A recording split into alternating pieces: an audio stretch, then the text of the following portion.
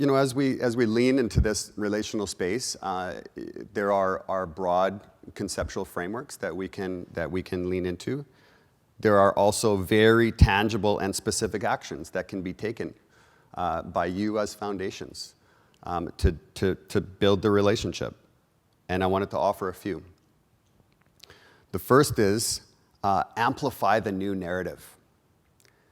You have an incredible capacity to amplify a new narrative. And there is a new narrative in Canada. Okay? The understanding of the nature of the residential school system, the impact of statutes like the Indian Act are starting to become known. They're starting to become known. The true beauty of Indigenous culture and Indigenous language and Indigenous worldview is starting to become known in this country. This is a prophesied time. The old narrative was that the government takes care of the natives. I can't tell you how many times I've heard that, this old narrative that the government has the responsibility of the fiduciary duty to care for Indigenous people. That our tax dollars are already being wasted on excessively generous free services for First Nations. Right? This old narrative, thankfully, is expiring, and it's being replaced by a new narrative. A narrative that there is opportunity in this space, incredible opportunity, and there is a cost to us not to embrace that opportunity. Many companies in this country are realizing that truth today. Foundations in Canada can play a crucial role in amplifying that narrative through social media, through your publications and at your events. And of course, Gord Downey is doing an incredible job today of amplifying that new narrative, right? Incredibly courageous. We can conduct policy research and develop a national philanthropic reconciliation policy framework. Okay, this can be done individually by foundations and collectively by organizations like PFC and CFC and the Circle. I hope Wanda is here. What an incredible lady, Wanda Brascope-Peters, and the work that she's doing in the Circle on Philanthropy and Aboriginal people. Set targets for hiring Indigenous people and recruiting Indigenous board members. It was what an incredible journey for myself as an Indigenous man to have been welcomed into the family of the Vancouver Foundation. We need to educate our donors on the oncology of the problems they are trying to solve, right? Including the journey of reconciliation. I get the sense we're entering into a new paradigm and one where donors are much more engaged than they've ever been. And we need to invite them into the learning journey of reconciliation. I got that intel from Craig, donor involvement and donor engagement. Learn about and follow protocol. This is something you see many institutions, universities, governments, particularly municipal governments, corporations, at the beginning of a meeting, acknowledging, including board meetings, acknowledging the territory of the Indigenous nation where you're gathered. Put up a sign in your office that acknowledges the traditional territory that you're on. When meeting with an Indigenous elder or an elected official, offer a small gift, something sacred and something simple. It could be tobacco, it could be something meaningful, something you baked, and it says, "I'm here in a good way." Okay? Respect and signs of respect are absolutely crucial as we lean into the relational space. Support your staff to volunteer for Indigenous nonprofit societies. You have an incredible capacity. Indigenous communities need that capacity, and it's an incredible mutual learning opportunity. Set small procurement targets to purchase goods and services from Indigenous social enterprises. We're encouraging government to set a 2% target of purchasing goods and services from Indigenous social enterprises.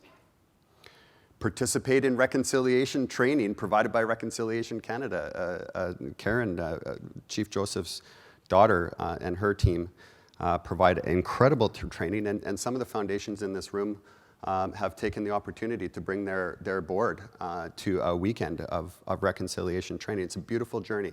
It's a beautiful journey that you can give expression to in the context of your family, your community, your church, and all sorts of circumstances that you're in. It's beautiful. And finally, I would like to invite you to participate in the Mooside campaign. And I wanted to comment briefly about the Mooside campaign. I was here in Vancouver in 2010 when the Stanley Cup riots were happening. And I was in a conference like this talking about ending violence against women. And there was 285 people in the audience, 4 men, 281 women and 4 men. And I listened for 3 days about violence, in particular against Indigenous women, about violence against women, sexual violence against women in universities, domestic violence in this country, the incidences where there are increases in places like Alberta when the economy goes down. And I just sobbed for 3 days. It stirred something like subterranean in me, something deep at that aspect of the character of our country, that we don't yet have a country where women and children are safe and treated with love and respect. So we left, and I was not okay. And we went to do our fasting. We have a ceremonial family, and so I do a summertime fast, no food or water for 4 days and 4 nights in the summer. Think about my life, think about what kind of person I am, and suffer and reflect on the important matters of our society and of my own community. And I prayed for, what can we do? What can we do as men? Where are all the men in this space, right? Women for the last 50 years have been bearing the burden of abuse and the burden of advocacy. And so radio silence. I'm praying, thinking, nothing. So my daughter and I, Raven, we went hunting, and we harvested a moose along the Highway of Tears, Prince George to Prince Rupert here in northern British Columbia. They call it the Highway of Tears. So many women been murdered or gone missing along that highway. And I'm watching my 16-year-old daughter clean out this moose, And we had a moment of clarity together that we could tan that moose hide and cut it up into squares and give it to men, and as a call to action, and reconciliation. We need reconciliation in the space between men and women in this country. And we need reconciliation in the space between parents and children. Okay? And so we cut up that moose hide.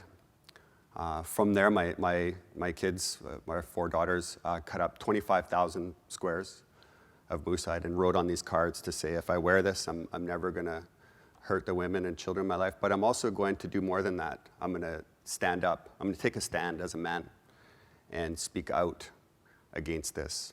Okay? And so they got repetitive stress injury from cutting and writing like this. We don't have, the Mooside campaign doesn't have WCB, so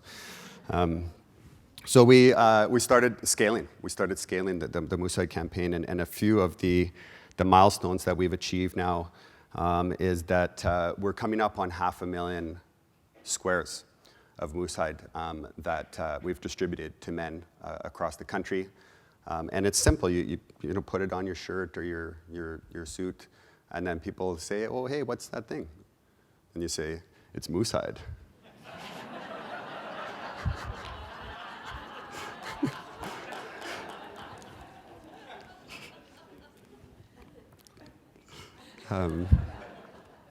And then, oh, cool. So why are you wearing that? Thank you for asking. Thank you for asking. I'm speaking out against violence towards women and children. It's not right, it's not normal, and it's not welcome in this country. And it's turned into a grass fire, We've had participation now from the government of British Columbia. The elected officials in the legislature are now wearing the Moosehide. The province of Alberta, the legislature, the Northwest Territories. On October 5th, we had support from the House of Commons. We were in Ottawa, and about 85% of the elected MPs were wearing the Moosehide with us, a number of senators. We have pilots that are being scaled through other sectors. Okay, the RCMP needs the Moosehide campaign badly. And so we've met with Bob Polson and some of the deputy commissioners, certainly the deputy commissioner here in British Columbia. And there are pilots happening in RCMP detachments. This is a very simple, bite-sized chunk of activity. We're working with the Canucks franchise. On January 6th, we'll have a Moosehide campaign day at their game against the Flames. And they will share 1 square of Moosehide with all 20,000 of the fans that come to the game. And we are going to have a moment of silence for murdered and missing Indigenous women before we sing the national anthem at the Canucks game. So we will then take the sesquicentennial as an opportunity to scale that practice through all of the NHL franchises here in Canada, and discussions have now started with the Montreal Canadiens. We've added a fast, 1-day fast, no food or water, to show that this is more than words. For the last 5 years, we fasted right before Valentine's Day. We say more than flowers and chocolates, you know. No food or water. Old cultures all over the planet fast when something important is happening. Okay? And what can be more important for us as men than to start to vacate our patriarchy, our position of patriarchy in this country, to create a country that we can truly be proud of, where women and children are treated with love and respect at all times, including Indigenous women. You know, we're going to have a national inquiry to find out how to get men to stop hurting women. And I think a big part of that is humbling ourselves. Fasting is a lot about humbling ourselves. So our fast this coming year is February 16th.